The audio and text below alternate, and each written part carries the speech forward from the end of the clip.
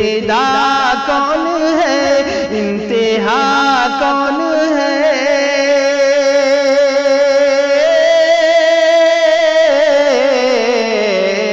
इब्तिदा कौन है, इंतहा कौन है। नूर बन के जहां में छुपा कौन है, नूर बन के जहां।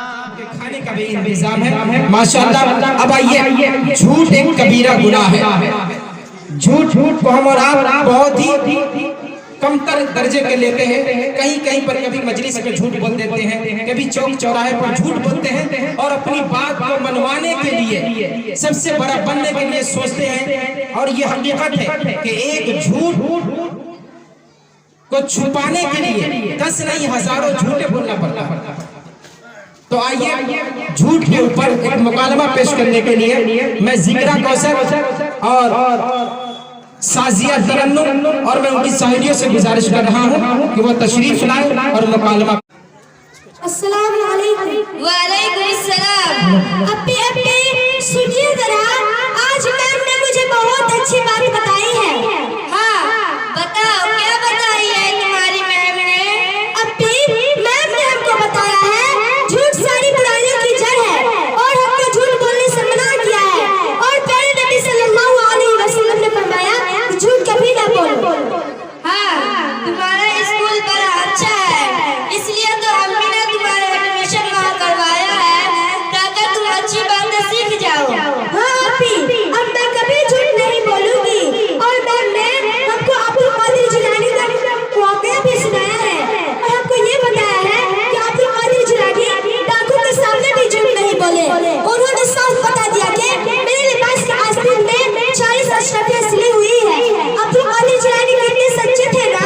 हाँ, फिर वह बाद में बड़े बुजुर्ग हो गए, तभी तो बाज़ लोग उनका नाम इज्जत से लेते हैं। अस्सलाम वालेकुम, अंदर आइए। वालेकुम अस्सलाम। अस्सलाम वालेकुम। वालेकुम अस्सलाम, बैठ जाइए। नहीं बान, आपके पास जो किताब है जरा दे दीजिए। हमारी किताब तो एक लड़की ले गई है। नहीं अप्पी, किताब तो मेज पे रखी हुई है।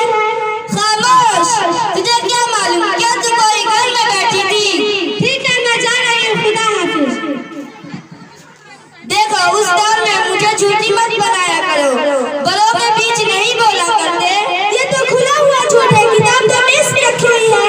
अरे अभी तुम छोटी हो, समझती नहीं हो।